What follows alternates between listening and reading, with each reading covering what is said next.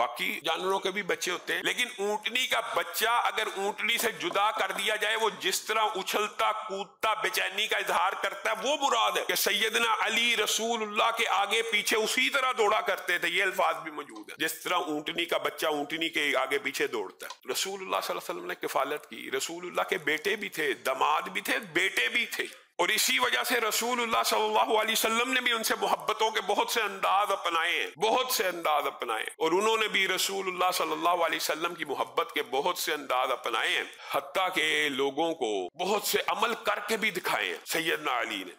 اللہ اکبر، اللہ اکبر، اللہ اکبر پڑھ کے سبحان الذی سخر لنا ھذا وما كنا له مقرنین، سفر کی دعا پڑھی اور مبالغے کے ساتھ مسکرانے لگے اور کہا اللہ تعالیٰ میں نے اپنی جان پہ ظلم کر دیا، میری گناہوں کو معاف فرما دے۔ یہ جب کہا اور مسکرائے تو لوگوں نے پوچھا کیوں مسکراتے ہو؟ کہا رسول اللہ صلی اللہ علیہ وسلم نے بعین اسی طریقے سے دعا پڑھی تھی اور اسی طرح مسکرائے تھے، یعنی مسکراہٹ کی بھی اتباع کی۔ تو میں نے رسول اللہ صلی اللہ علیہ وسلم سے پوچھ لیا تھا کہ آپ کیوں مسکرائے ہیں، تو رسول اللہ صلی اللہ علیہ وسلم نے کہا تھا کہ جب بندہ یہ دعا پڑھ کے اللہ سے مغفرت کی دعا کرتا ہے، اللہ میرے گناہوں کو معاف کرے، میں نے اپنی جان پہ ظلم کیا، تو اللہ عرش کی بلندیوں پہ مسکرا اٹھتے۔ یہ آج بھی سنت محدثین کی جو زندہ ہے، سواری کے اوپر سوار ہوتے ہوئے مسکرانا، اس دعا کو پڑھ کے مغفرت کی دعا کرنا، یہ رسول اللہ کی سنت کا تسلسل ہے اور پیروی ہے۔ اور محبت کے انداز یہ ہے کہ رسول اللہ صلی اللہ علیہ وسلم نے دروازہ کھٹکا، قاصد کو کہا دروازہ کھولیے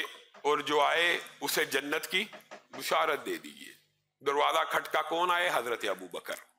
پھر آئے، کہا دروازہ کھٹکا، جس نے کھٹکایا اس کو جنت کی بشارت دو۔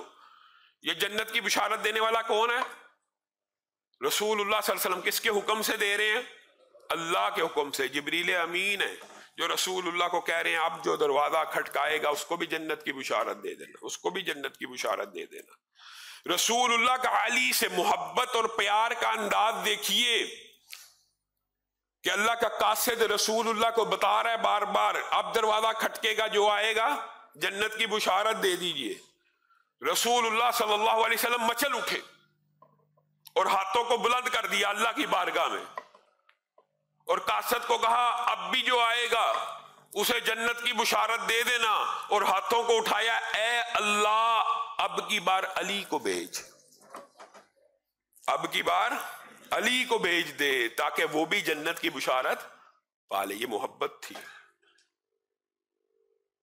اور رسول اللہ صلی اللہ علیہ وسلم نے اپنی بیٹی سے اور حضرت علی سے اس قدر محبت کیا کہ حضرت علی بیان کرتے ہیں کہ مجھے کوئی کنیت ابو حسن، ابو الحسین، ابو الحسن، کوئی کنیت اتنی پسند نہیں جو کنیت مجھے رسول اللہ صلی اللہ علیہ وسلم نے دی، اور وہ کنیت کیا تھی؟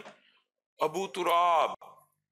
اور اس کی وجہ یہ تھی کہ حضرت علی ناراض ہو کے مسجد میں جا کے سو رہے تھے، تو مسجد میں جب سوئے اس وقت میں ایسی قلین وغیرہ تو نہیں تھے ہوتے، تو الٹے اور کروٹ لینے کی وجہ سے جسم کے اوپر ساری مٹی لگی ہوئی تھی۔ تو رسول اللہ صلی اللہ علیہ وسلم تیزی سے مسجد گئے اور خبر ہوا کہ علی ناراض ہے۔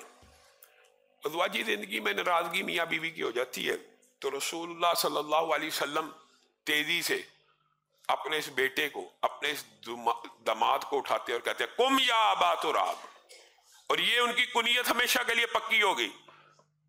یعنی مٹی والے، مٹی کے باپ ویسے ٹرانسلیشن ہے لیکن مٹی لگی ہوئی تھی، کھڑے ہو جائیے، اور خود حضرت علی کے کپڑوں کو جھاڑنا شروع کر دیا۔